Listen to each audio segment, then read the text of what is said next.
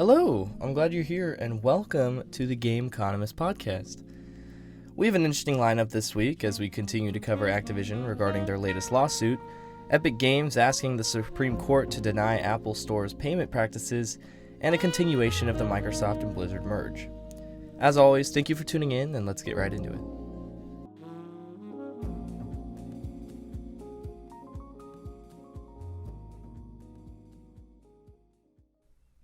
If you've been on TikTok or any media platform with a quick-witted, fast-action video scrolling service like Instagram Reels or YouTube Shorts, then you may have seen a meme that went around where a guy is watching a video of pizza getting cut, then escalates himself yelling, "That's enough slices," as the pizza keeps getting cut.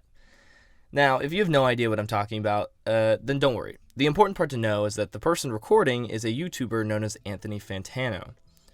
In a recent promotion for Activision's Crash Bandicoot shoes, they used the, quote, "That's enough slices" TikTok audio Fantano had made. Because of that, Fantano came in with a lawsuit, claiming that the audio was his intellectual property, and that Activision cannot use it to market their games. Activision, though, was not having any of that, and clapped back by countersuing Fantano, claiming that he is, quote, "misusing the intellectual property and leveraging the popularity for financial gain," end quote. They also claim that Fantano, prior to the lawsuit, had asked the company for, quote, "extraordinary amounts of money," and has done that to many other companies in the past that actually did pay up. Now, the question is, does Fantano actually have a case, and is audio he posts on TikTok really his? Well, starting off, in June of this year, Activision had made a TikTok using that audio with Crash Bandicoot shoes, in which Fantano sent a cease and desist letter that demanded a six-figure price tag for, quote, "false endorsement." This is presuming that because they used his audio, people may be misled into thinking that he is supporting Activision or supporting the Crash Bandicoot shoes. But after Activision declined, that's when the YouTuber decided to sue. Though when Activision countersued, the company said they're not seeking any extra money from Fantano. They just want reimbursement for its legal expenses and a ruling that Fantano cannot sue people for using his TikTok audio. Whereas Fantano is seeking financial reimbursement for legal expenses as well as a cash settlement and an agreement not to use his audio again. Activision's lawyers, though, said that in their 30-page lawsuit that, quote, "this dispute is a textbook example of how intellectual property law can be misused by individuals to leverage unfair cash payments," end quote.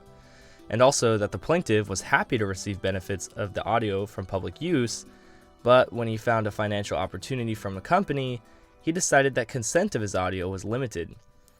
This argument has a counter, though, as TikTok explicitly says that any audio under their library is copyright free, with exceptions of music, in which you'll have to make a deal with TikTok.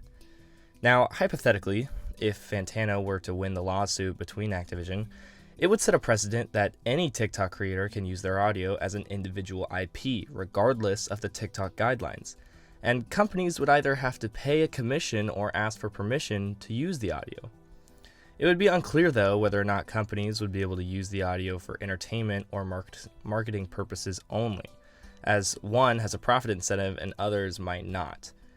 Though, let's be honest, if a company is uploading TikToks, it's most likely always for a profit incentive.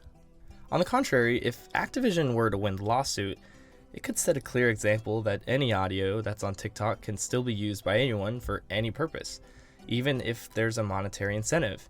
And that makes sense. It goes along with their guidelines, but there can be some gray areas that I think Fantano is trying to ensue in order to win this lawsuit. Ultimately, this lawsuit's a pretty big deal, as it's going to be able to set a precedent on whether or not companies can or cannot use audio for whatever purpose. And if Fantano really does win, then this can mean that all TikTok creators, regardless whether they make music or just random words that they're saying in their audio, can copyright and keep that. And in order for that to be maintained, TikTok would have to either come in and say strictly that they cannot do that, or maybe allow it to happen, who knows. Ultimately, though, do not worry, we will keep you up with this lawsuit, and we'll get you the results as soon as possible.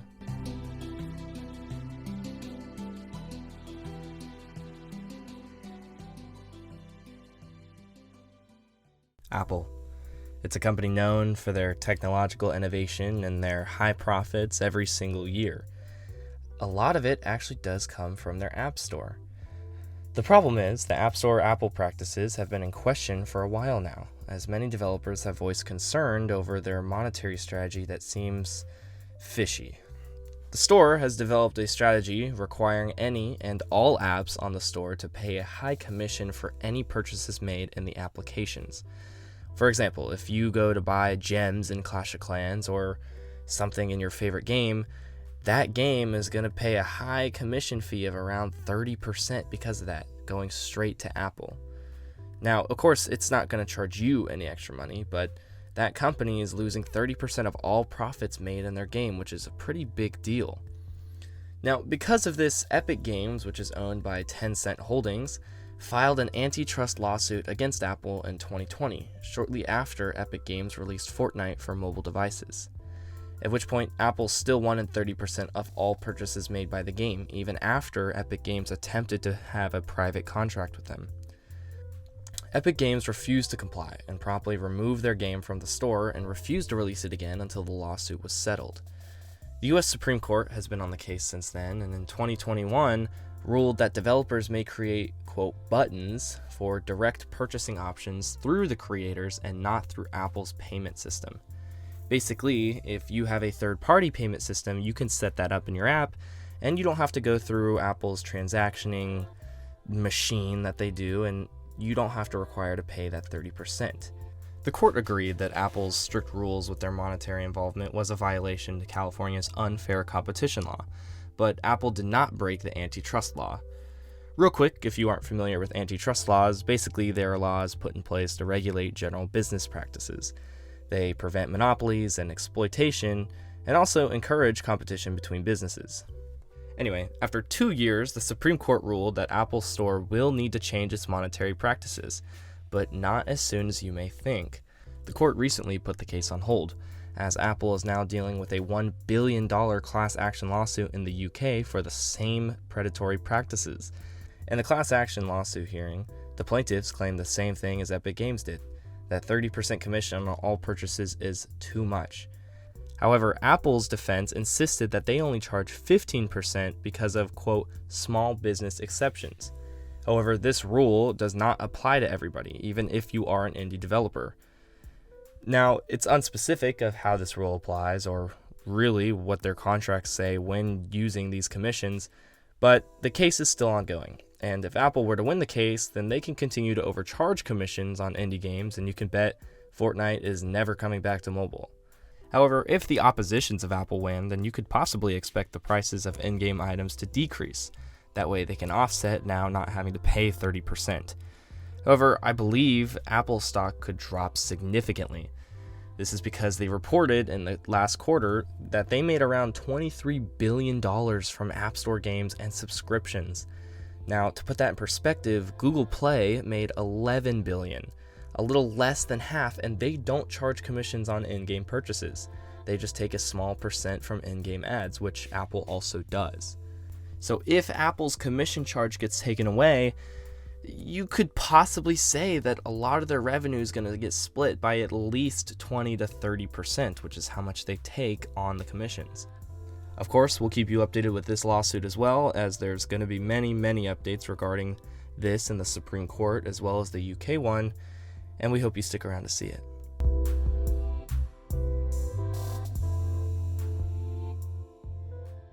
About a month ago, Microsoft got clearance for their merger in the US with Activision Blizzard, which was a big step forward, as they were facing lawsuits from the country involving a potential monopoly. Now, objectively, the US is probably one of the easiest countries to get a merger approved, yet it still proved difficult because of the scale. Because of this, you can probably imagine the new challenges that are approaching the company as they move forward to getting approved in other countries. Starting off, Microsoft had submitted a new, quote, change of circumstance document to the Competitions and Market Authority in the UK in order for the deal to be reconsidered. The merger was initially blocked in April over concerns of the cloud gaming market, but was approved by the European Commission weeks later when Microsoft made agreements with Nvidia, Boosteroid, and other tech companies over which games will have special licensing. This special licensing presumes that PlayStation and PC players will still have cloud access regardless of Xbox exclusives. Now, while the merger has been approved by the EC, it still needs to pass through the CMA, and Microsoft references its 10-year contract with Sony over Call of Duty and PlayStation in order to help get that through. Now, the contract is heavily redacted, so there isn't much information to the public to go off of. And we don't have that many details on the revision of the deal, but we can assume that Microsoft's proposal will increase the chance of them passing with the CMA, and it will be a large hurdle for them to overcome. The deal's deadline is October 18th, so if you're looking into stock or any purchasing options, be wary of that date, as that will be the final decision on if the transaction gets denied or not. Well, honestly, that's it for this week, and I know it's a short episode, and we do apologize, but it's been a slow news week, and that's all we have. But, of course, we still appreciate you tuning in, and we really do hope to see you again soon. Have a great rest of your day or night, wherever you are, and of course, we'll see you again very, very soon. Bye-bye.